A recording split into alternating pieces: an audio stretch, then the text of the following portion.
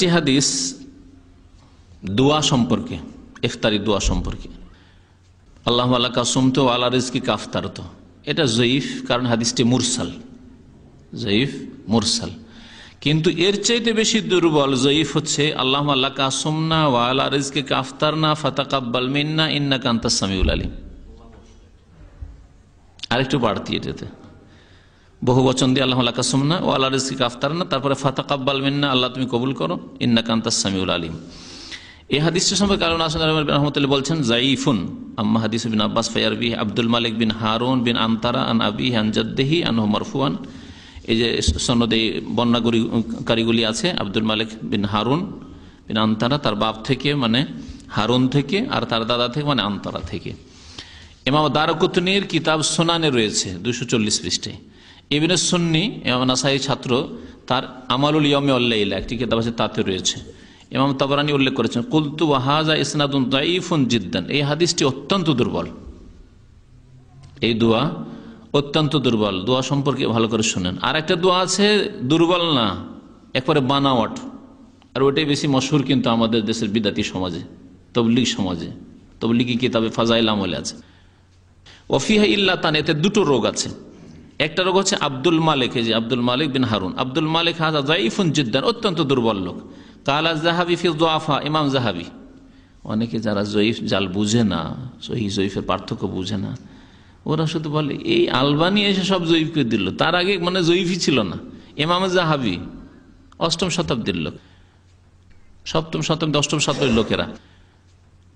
ইমাম যাহাবি বলছেন তারা কুহু, মুহাদ্দিসরা এই লোককে ছেড়েই দিয়েছে, পরিত্যক্ত লোক, ওর হাদিসই গ্রহণ করেনি।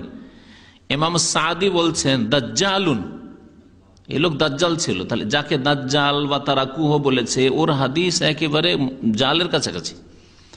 ওয়াল ওখরা, দ্বিতীয় রোগ হচ্ছে হারুন বিন আনতারা, আব্দুল মালিক আর ওর বাপ হচ্ছে হারুন বিন আনতারা, মুখতালিফুন ফিহি, এর ব্যাপারেও ইখতিলাফ বলেছেন। নাকাল যাহাবিল মিজান, ইমাম যাহাবি রহমতুল্লাহ মিজানুল ইতিদাল একটি কিতাব আছে, তাতে তিনি উল্লেখ করেছেন। তাহলে বাপ বেটা দুজনেই জয়ীফ, আর একজন ওর মধ্যে একেবারে বড় দাজ্জাল এবং পরিত্যক্ত বর্ণনাকারী ছিল, সুতরাং হাদিস অত্যন্ত দুর্বল। এখন এই দোয়া সম্পর্কে শুনেন। আল্লাহু আলাকা সুমতু আলা রিজকি কাফতারত হাদিস সম্পর্কে বললাম যে হাদিসটি মুরসাল, আর মুরসাল হচ্ছে জয়ীফ হাদিস। এই জন্য যদি কেউ আল্লাহু আলাকা সুমতু আলা রিজকি কাফতারত পড়ে, তাহলে নবী সাল্লাল্লাহু আলাইহি ওয়াসাল্লামের দোয়ায়ে মাসুরা না মনে করে এমনি যদি অর্থ হয় আল্লাহু আলাকা সুমতু, আল্লাহ তোমার জন্য রোজা রাখলাম আর তোমার রিজিক পেয়ে ইফতার করলাম, কেউ বাংলায় বলতে পারে কি পারে না? পারে। তো ওই রকমই যদি নবীর হাদিস না মনে করে এমনি দোয়ার আল্লাহর কাছে দোয়া করার জন্য বলে, তাহলে ওলামারা বলেছেন জায়েজ। কিন্তু এই বিশ্বাস নিয়ে নয় যে এটি নবীর থেকে, এই আকীদা এই ধারণা নিয়ে নয় যে এটি নবী থেকে দোয়া মাসুরা প্রমাণিত দোয়া, এরকম মনে করবে না। যেন আমি এটা বানানো দোয়া পড়লাম, তাহলে অসুবিধা না, বানানো যে কোনো দোয়া করতে পারেন আপনি। আল্লাহ তুমি আমাকে মাফ করে দাও, আল্লাহ আমি বাপ মার সাথে বেয়াদবি করেছি, আল্লাহ তুমি মাফ করে দাও, কি আপনি ইফতারের সময় বলতে পারেন না? রব্বির হামহা কামা রাব্বায়ানি সাগীরা, আল্লাহ আমার বাপ মা মারা গেছে, আল্লাহ তুমি তাদের রহম করো, আল্লাহ তাদের জান্নাতবাসী করো। নিজের ভাষাতেও বলতে পারেন, আরবিতেও বলতে পারেন। ওই রকমই নবী সাল্লাল্লাহু আলাইহি ওয়াসাল্লাম থেকে প্রমাণিত নয়, কারণ সাব্যস্ত নয় সনদ দ্বারা, যেহেতু এমনি বললে বলতে পারি।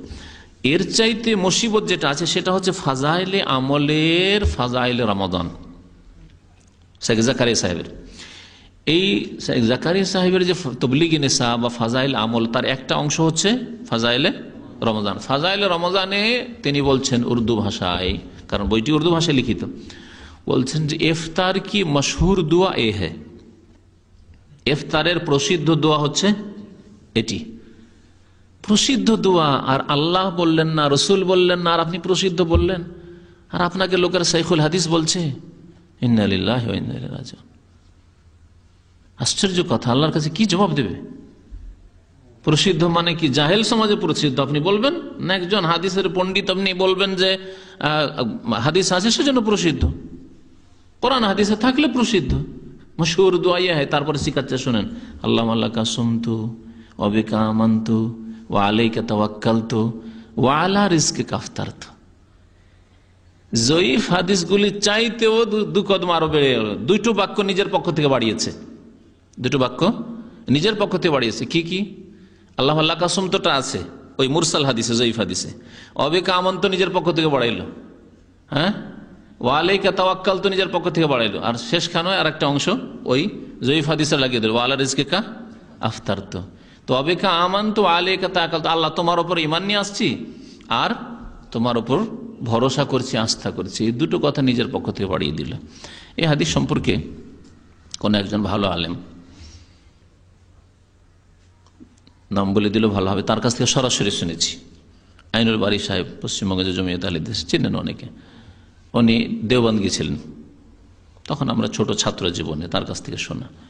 দেওবন্দে গিয়ে তাদের যে বড় শাইখুল হাদিস, কারণ দেওবন্দ মাদ্রাসা ভারত, বাংলাদেশ, পাকিস্তানে হানাফিদের কাছে বড় ইউনিভার্সিটি।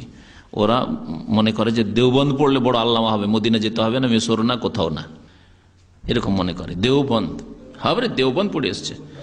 শোনেন, দেওবন্দের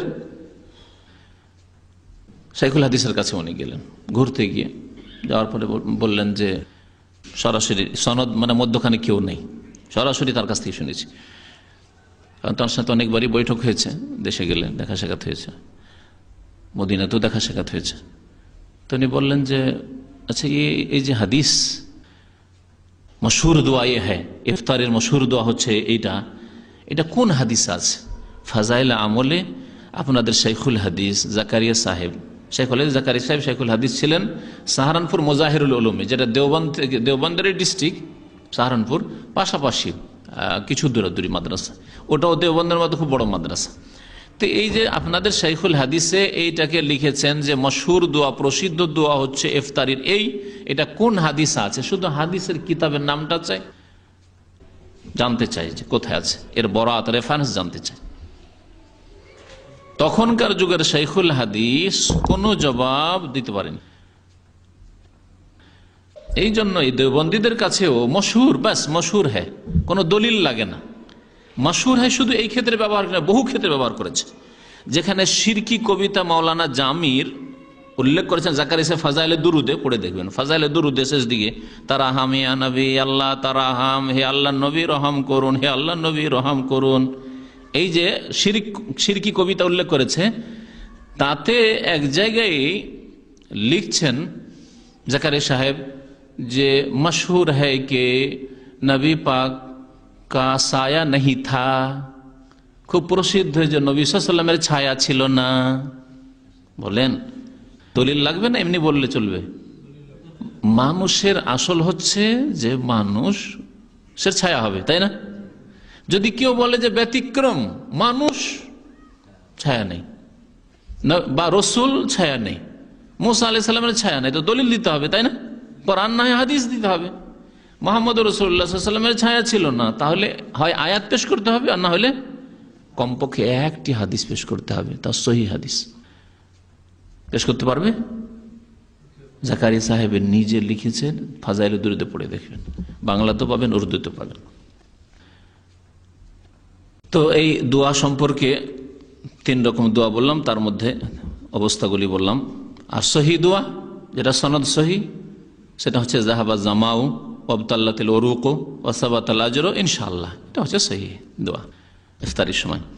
ইফতার এই ক্ষেত্রে অনেকে দ্বন্দ্বে থাকে যে অর্থটা মনে হয় জাহাবা জামাও মানে আমাদের পিপাসা দূরীভূত হইল, তাহলে তো মনে হয় পান টান করার পর খাওয়ার পরে বলবো নাকি? না, অর্থ দিয়ে লক্ষ্য করে এটা জরুরি নয়। তবে কেউ যদি পরে তো অসুবিধা নেই, হয় বিসমিল্লাহ বলার পরে পড়ে নেন, আর না হলে খেয়ে দে ওয়াবতাল্লাতিল উরুক মানে আমাদের শিরা উপশিরা সিক্ত হইল, মানে আপনি সিক্ত করার পর পড়েন, আপনি শেষে পড়েন, মধ্যে পড়েন, অসুবিধা নেই। এই ক্ষেত্রে এসব ব্যাপার নিয়ে বাড়াবাড়ি করার কোনো প্রয়োজন নেই, কারণ হাদিস আছে এজা আফতারা, যখন ইফতার করতেন শুরুতে হইতে পারে, আবার 1-2 লোকমা খেয়ে হইতে পারে, আবার খাবার দাবার ফিনিশ করে হইতে পারে।